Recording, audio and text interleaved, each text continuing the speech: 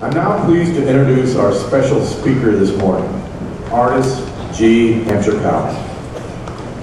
Ms. Hampshire-Cowan is the Senior Vice President and Secretary at Howard University in Washington, D.C. In that role, she is currently leading the effort to expand and develop Howard University's North Research Campus in Beltsville, Maryland. As the Corporate Secretary of Howard University, she manages the affairs of Howard's Board of Trustees, and for over a decade, she planned and managed all the official functions of the university.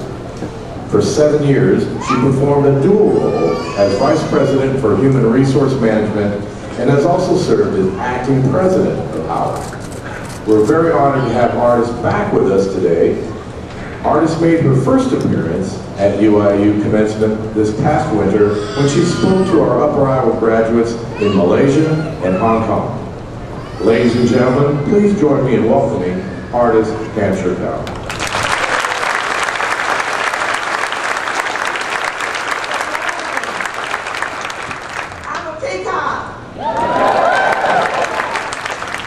President Walker, Mr. Chairman, members of the Board of Trustees, cabinet officers, distinguished platform guests, faculty, students, staff, friends, and the class of May 2012. Good morning. We gather here today for this very celebratory commencement in honor of you, the graduates. We also stop on Commencement Day to applaud the university. It is the manifestation of its mission and is gloriously displayed on commencement mornings. Graduates, you've chosen well. Upper Iowa is an innovator in higher education and a pioneer in developing global citizens. You're graduating at an exciting time in world history. You've been prepared to fulfill a special calling, so lean into it and seek to discover your life's purpose. I know you thanked all the people who've helped you get here today, but I'm going to ask that you do something that you'll probably think is a little unusual. I want you to pause and thank those who did not believe in you, those who did not help you, who may have even put obstacles in your way. Without knowing it, they helped you too. They helped you to learn, to achieve, notwithstanding adversity, an important lesson to get you through life. Commencement is a life marker, both the ending and the beginning, and so today you end the countless hours of studying in classes and juggling, and you take up a new beginning. I'm sure you've already given thought to what your new beginning will be, having dedicated yourselves to earning the advanced degree and have specific goals in mind. Do hold on to this. But now I want to move to what I call the uncommencement address, the non-traditional address, because I want to share some wisdom. I want you to have the benefit of my hard knocks. And besides, I want you to remember what I say today, advice that I hope you will use throughout your life. So what I want to talk about this morning is fear. I guess you wonder, why is she talking about fear when today is celebratory, light and happy?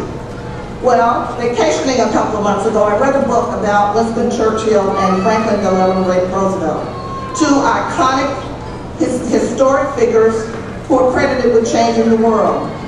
While there are many books written about them, the history they made together, the book that I read by James Stanford focused on who they were as individuals, not what they did. As revered as Churchill was and is, he acknowledged his challenge with fear. He's best known for one of his quotes about fear. I gained great insights reading the book, and it helped me to assess myself and to be in touch with my fears. Since reading the book, I've asked myself, what would I do if I were not afraid? So today I want to share that gift with you. If only my undergraduate commencement speaker on May 2nd, 76 had warned me about fear, its impact on success, perhaps today I would be the first African-American woman to head a Fortune 500 company. Instead, it's Ursula Burns, the chairwoman and CEO of the Xerox Corporation. Fear is the greatest impediment to achievements of our dreams. Many of you will not achieve the life's goals you hold in your heart today. Not because you're not intelligent, committed, hardworking, and ambitious. No, it's because you'll simply be afraid.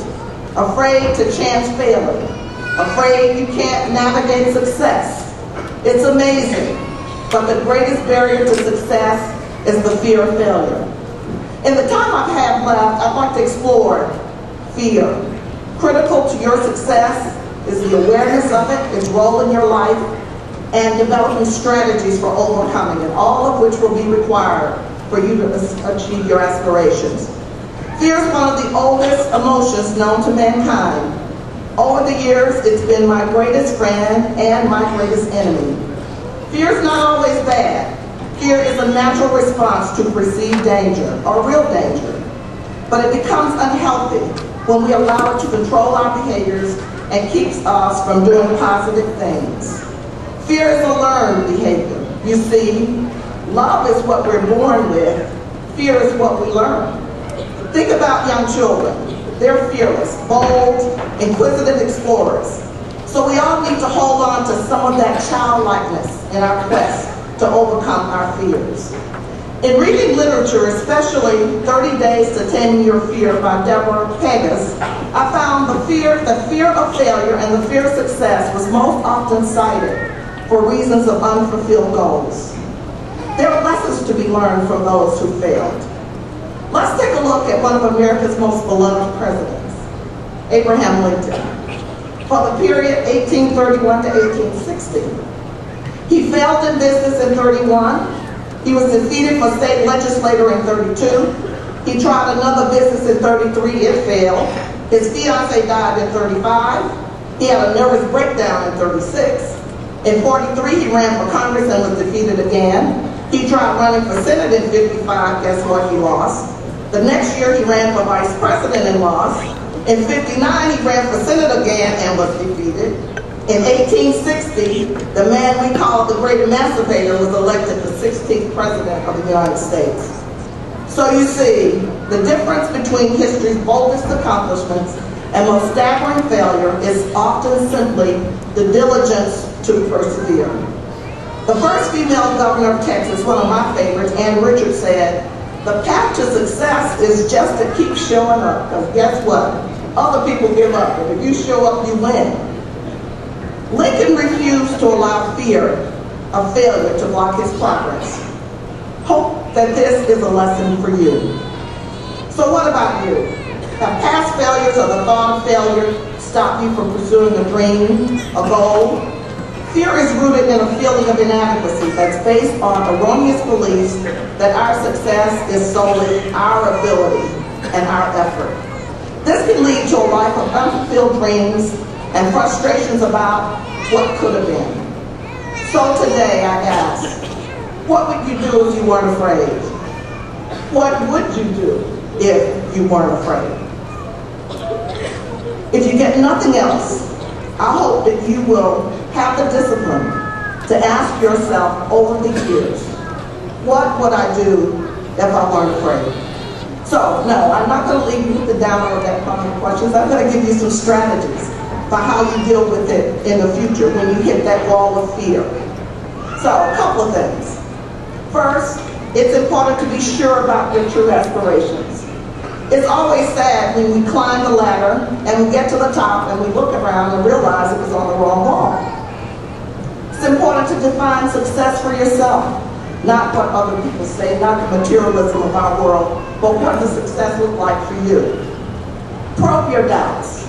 Ask yourself, what's the worst that can happen if I don't succeed? And practice the can-do attitude. I'm sure most of you remember the childhood book, The Little Engine That Could. Thomas, I think I can, I think I can, I think I can, I can. Also, it's important to acknowledge learned lessons from failure. Failure is not fatal, and neither does it define who you are. It's simply the result of your actions, not a measure of your worthiness. Thomas Edison once said, "I have not failed. I've just found 10,000 ways that won't work." And finally, it's important to just do it, the Nike slogan. Even if for a short time, we must muster the courage to take the leap and just do it. Try it, because 9 times out of 10, we will succeed. And this is what we call in our faith. And I'll say more about that later. Now, let's take a look at the fear of success. Yes, sometimes we're afraid of success too. Interesting, right? The fear of success stems from limiting beliefs, fears of our inability to maintain the success, fears of the inability to meet the expectations and the responsibility that accompany success, and fear of rejection and alienation by those who are unhappy about our success. Some of us fear success because we believe we're not worthy of abundance or anything that's beyond the ordinary. Whatever the cause, it seems odd that anyone would fear success, but we do. Fear is characterized by self-sabotaging behaviors like procrastination, underperforming, pretending not to know so we won't be wrong, or being sidetracked by insignificant things that get in the way of the main thing. So we end up talking about what we plan to do someday, someday, someday. Many of these actions are done subconsciously. Does this sound familiar? Come on, be honest, at least with yourself. Again, I have a couple of strategies. Analyze the situation and spend the time and determine, am I afraid of success? Then determine the source of beliefs that are probably wrong. Do you feel unworthy, inadequate? Your perception of worthiness will play a major role in how much you allow yourself to succeed in life. Are you preoccupied with what others think? Well, let me give you some of my grandmother's wisdom. She would say, I don't worry about pleasing others. I try to please myself, and I hope they're happy, because I know I'm hard to please.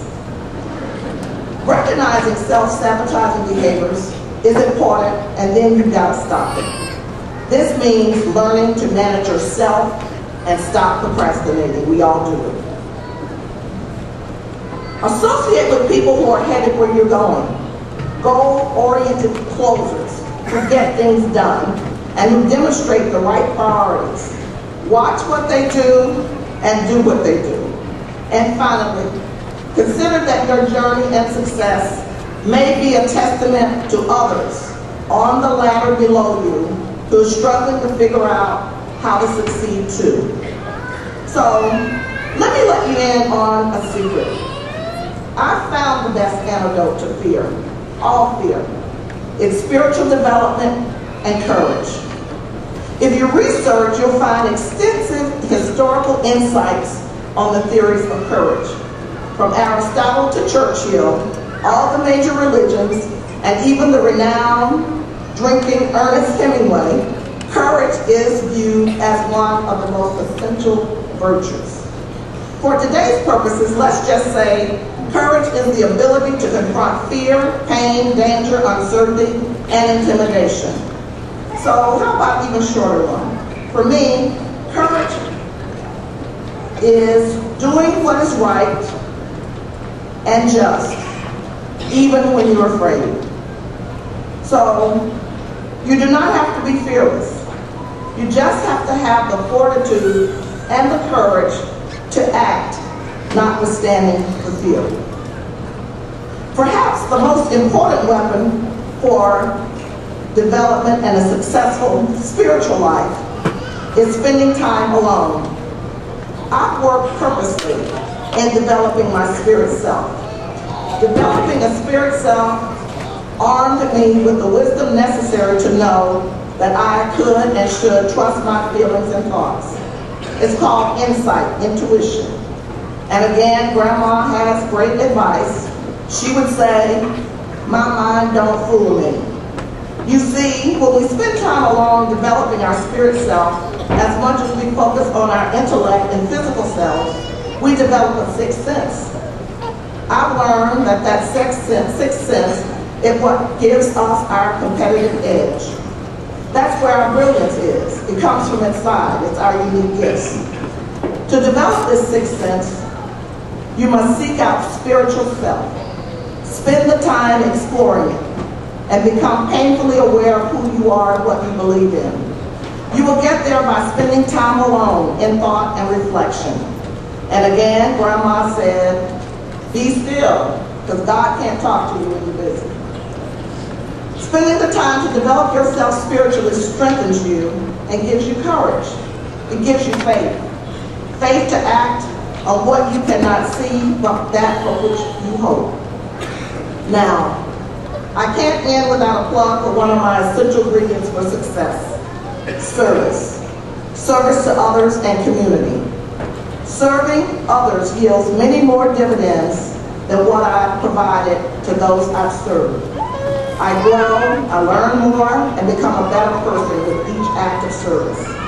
And to my surprise, and quite unexpectedly, my services to others has garnered me honor, respect, recognition, and even love.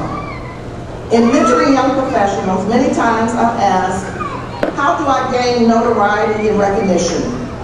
My answer is simple. Focus on the work. Employ a personal standard of excellence in all that you do. Seek to serve, and the rest comes. One last bit of advice. I want you to pause. I want you to take a really deep breath. Come on. I want you to revel in this moment. Enjoy yourself. Take the time to celebrate. Take the time to commend yourself. Too many times we fail to acknowledge our own accomplishments. Remember, never allow anyone to be better to you than you are to yourself. Be your own best friend and coach. Congratulations, graduates. Congratulations on this momentous occasion and the achievement of your major accomplishments. Have a great life.